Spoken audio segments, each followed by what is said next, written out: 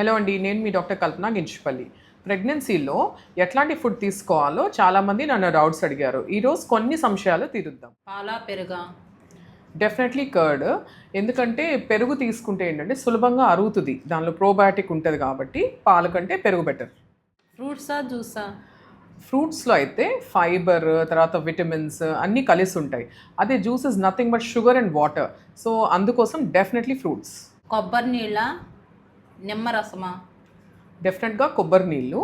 ఎందుకంటే కొబ్బరి నీళ్ళు న్యాచురలీ అవైలబుల్ సోర్స్, దానిలో విటమిన్స్ అన్నీ అవైలబుల్ ఉంటాయి. తర్వాత హైడ్రేషన్కి చాలా యూస్ఫుల్ ఉంటుంది. అదే నిమ్మకాయ నీళ్ళు అయితే కొంచెం డెఫినెట్గా మనం షుగర్ వేసుకుంటాం, అది తాగలేక పుల్లగా ఉంటుంది కాబట్టి definitely coconut water. Dark chocolate, milk chocolate? ఇది అందరు ఫేవరెట్ క్వశ్చన్ కదా.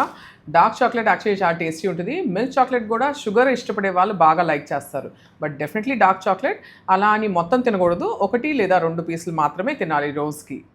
బాదం పప్పులు నానబెట్టినవా, నానపెట్టనవా? ఓకే, డెఫినెట్గా నానపెట్టి తర్వాత పీల్ ఆఫ్ చేసి, అంటే ఆ తోలు కూడా తీసేసిన తర్వాత ఆ బాదం పప్పులే బెటర్ అండి. బెటర్ అబ్జార్ప్షన్ ఉంటుంది అండ్ వాటిలో అవైలబుల్ మినరల్స్ కూడా ఎక్కువ ఉంటాయి. ఇలాంటి ఇంట్రెస్టింగ్ టాపిక్స్ కోసం please follow my page on Facebook, YouTube and Instagram. Thank you.